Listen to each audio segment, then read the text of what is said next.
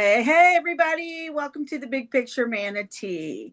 We are here today to talk about a really high profile story in Manatee County to educate, engage our viewers, and kind of just to keep the facts to come out. And sometimes it takes us a little bit of time to get the facts, but we're going to talk about the Rattlesnake Key cruise terminal.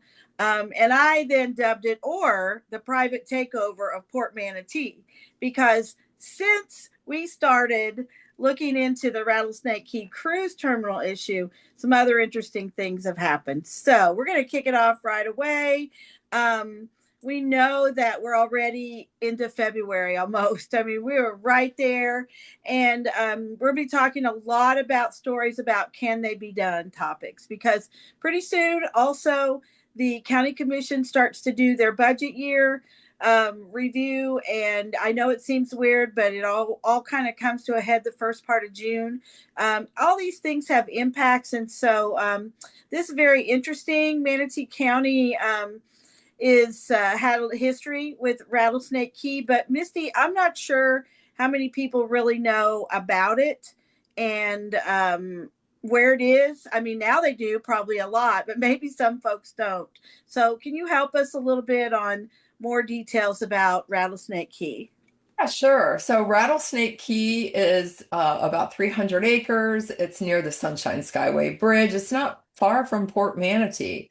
And what's being talked about right now is that the new owner of that property, that's SSA Marine, they bought the property for $18 million, not chump change. Yep. They have announced plans in the last couple of weeks to consider building a cruise port terminal at the Knott Cohen tract. So, and that's 328 acres, piece of land there. So, why would they want to do that? Because they've indicated that they want, they can make money there because there's a desire for the cruise industry to be there. And if they build it right, they will have a terminal that will allow those larger cruise ships to visit Tampa Bay. And of course, under the umbrella of economic development, which we all want, right? Increase regional tourism. Let's bring on the big boats. We've all, I think, been cruised out of Tampa. It's a great port to cruise out of, but there are some restrictions, and that's Sunshine Skyway is a big one. So I wonder how the Port of Tampa feels about all this, by the way. Reggie, what do you know? Well, I got a little bit, and we'll tap to it. I know from the county perspective, as far as constituents, there's an uproar, right? Yep. And from what I understand, there's been over 10,000 petitions going against this. This is going to be a very interesting project, and that's going to face a lot of hurdles. With one of those being, through the county, you got to go through permitting and things like that. It's also been reported that work has already begun by SSA Marine and their cruise division to identify and evaluate potential considerations, including traffic, noise, public access, and here's the most important one: environment. Yeah. The timeline mentioned right now is 3 to 5 years, but most likely there's going to be some announcement. But I got a couple of things on this, and I don't want to go too fast. But I wrote 3 things down here that I want to kind of get out in front of this. And one, exclusive versus inclusive, right? It seems like some stuff has been done, and the public has not had a clear understanding, right, of what's going on. So we need to look at that, whether you're going to do some things exclusive or you're going to make sure you include the public. Strong recommendation, the public. The environment. Yeah. The environment. I mean, there's a lot of wetlands, and one thing that was brought to my attention a few days ago when this started with all this momentum was the public fishermen, that the people that do all the fishing to make sure the livelihoods. I think that's going to be another concern. And then the last thing is, what is this going to do to our economy? What type of economic impact are we looking at? And this is just on the surface where questions have to be answered. There's a lot more information out there, so I'm gonna take and stay tuned for a little bit more. Sherry? Yeah, those are great points, and all to be considered in this. So, a lot of times you want to say, what's the history of someone who purchases this? So, as you both have mentioned, SS Marine. One of the main things they said and wrote about was that they're promising that they're going to preserve Rattlesnake Key. Now, that's important to those 10,000 people who've signed that position, and those are just finding out about it. But what's behind their organization is they bought the Rattlesnake Key through a subsidiary called the Rattlesnake Key Preserve Company. Everything's in a name, right? It's all about money. It's all about the name. And as Misty mentioned, for about 18 million.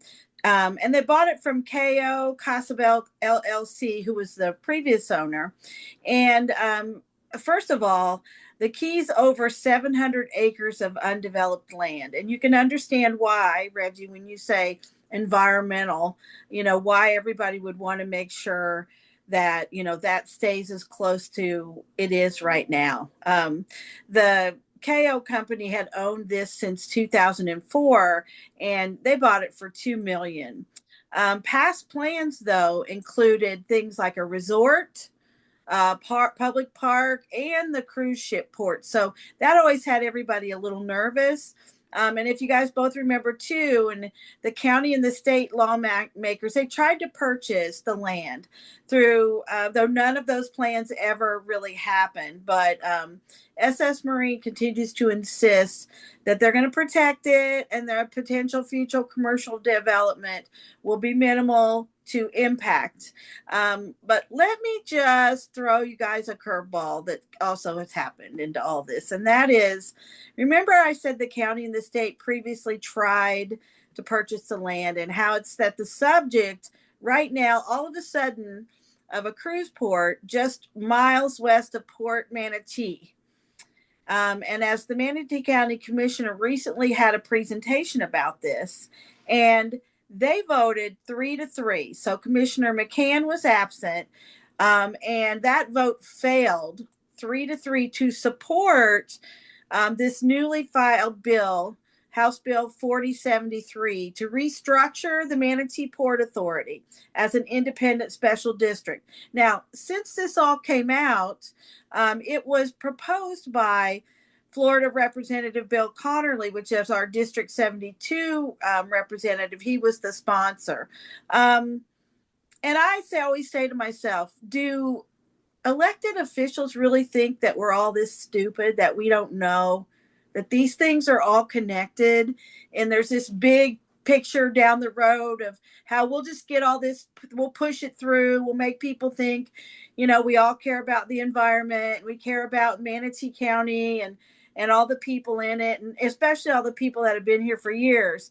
But some things have happened to this House Bill 473 since we first started to heard about it, this restructuring. So I don't know, Misty, Reggie, you want to tell everybody what just happened with that, Misty?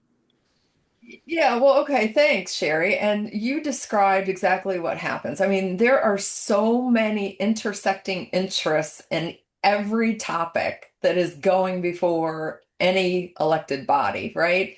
It's not just one little thing that popped up. They're all interrelated.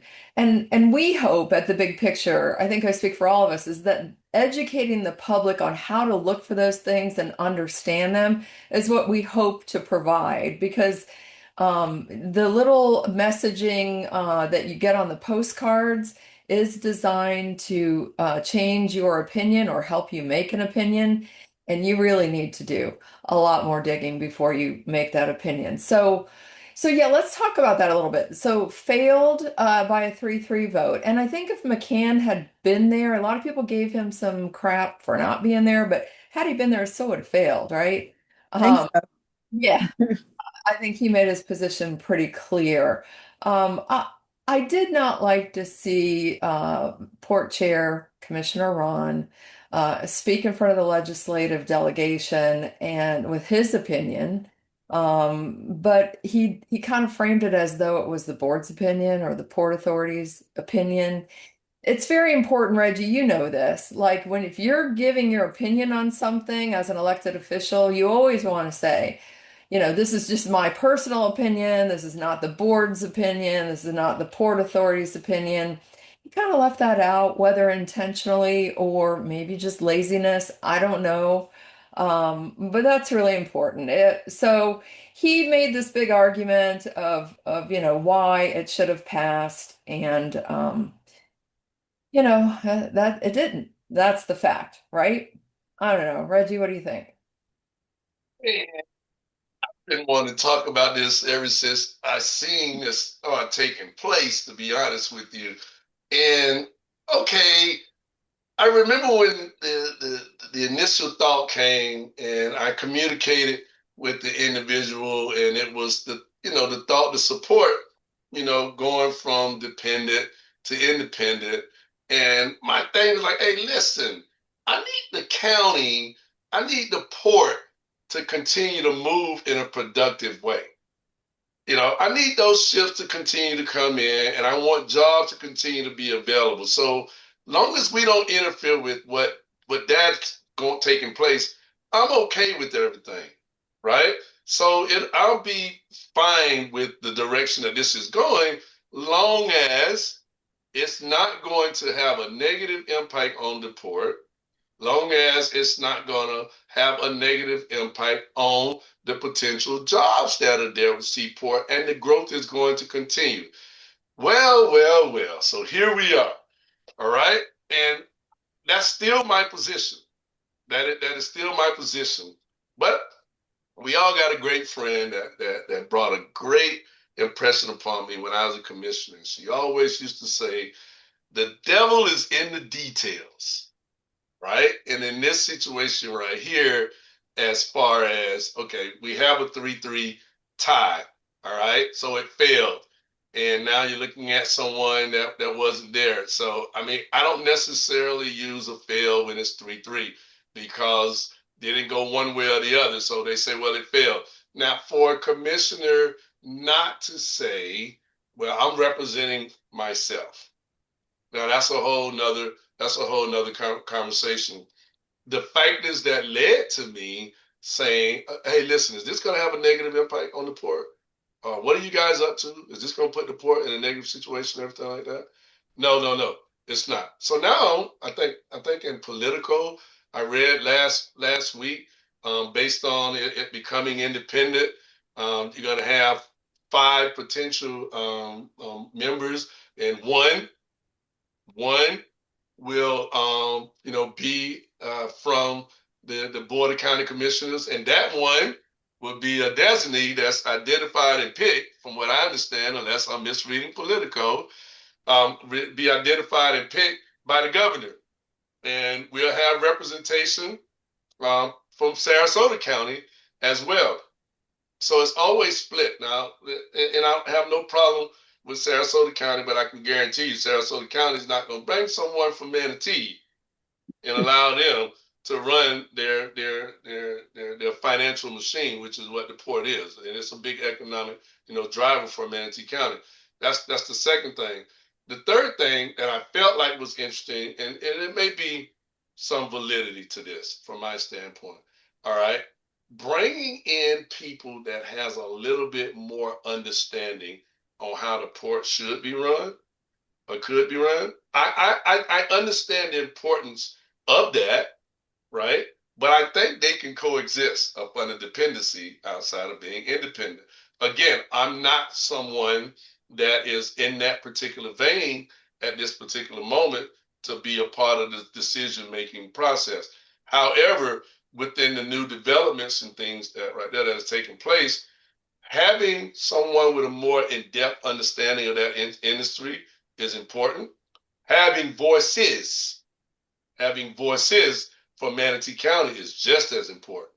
So as we continue to navigate our way through this, and nothing against nobody on neither side, but I always say, let's just do things the right way. We can't limit Manatee County voices to one individual on an economic driver in Manatee County, and then bring another potentially bigger, stronger machine development as far as Rattlesnake Key with that communication behind it.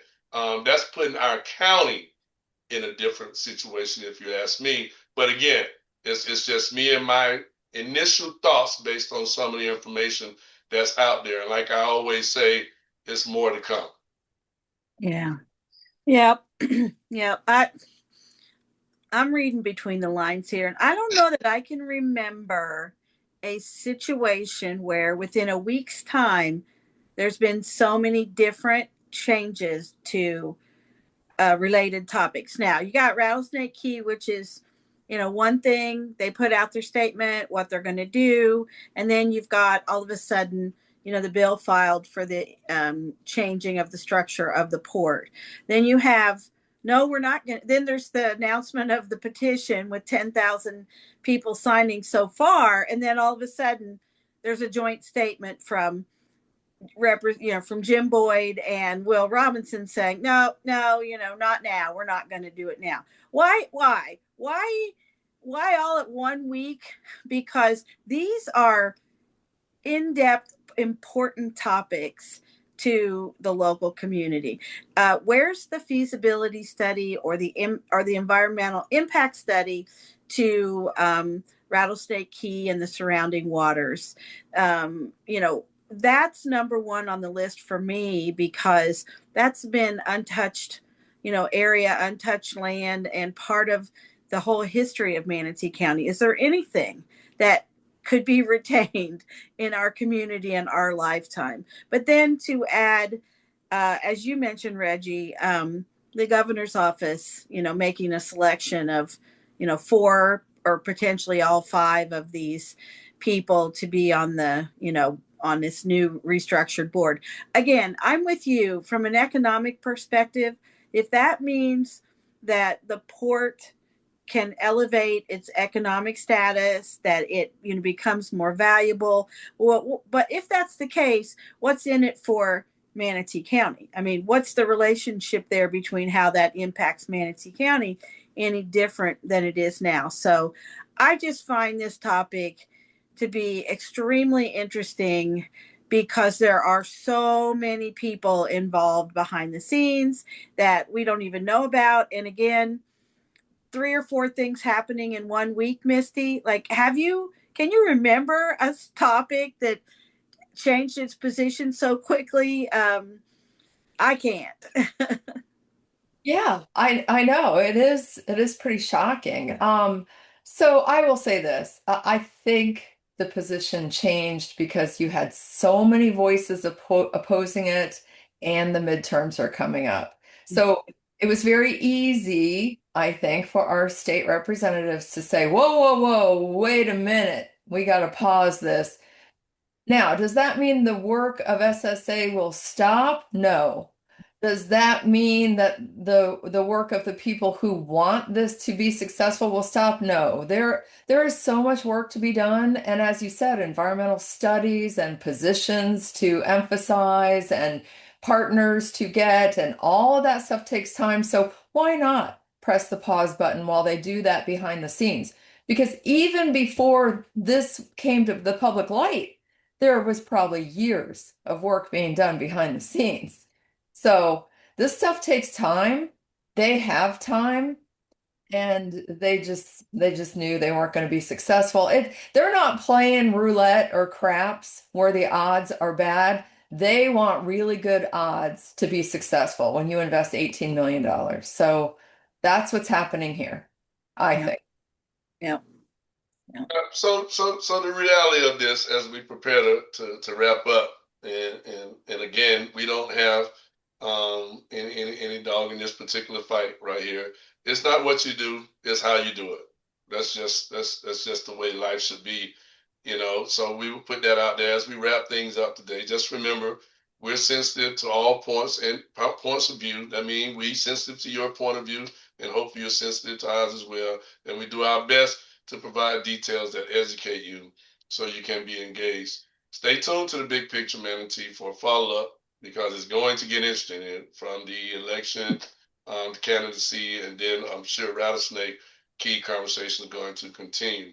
Stay tuned to the Big Picture Manatee for follow-up, or by subscribing and listening to us on our YouTube channel, the Big Picture Manatee.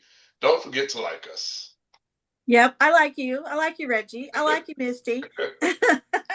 And just to let everybody know, these two subjects we talked about in our most recent episodes. So today's about Rattlesnake Key and some impacts potentially to Port Manatee, and then in another episode that we've put out about the new candidates. That's close to watch because there's still decisions that will be made by the commission. And if this waits until after the election in November, could have a few new faces on the Manatee County Commission. And who knows how valuable and important it is to certain aspects, certain types of people, if the right folks are there. So again, be really aware. So we wanted to let you know, beginning in February, we're going to start to break down some other expenditures. We talked about the county's budget. We talked about some expenditures.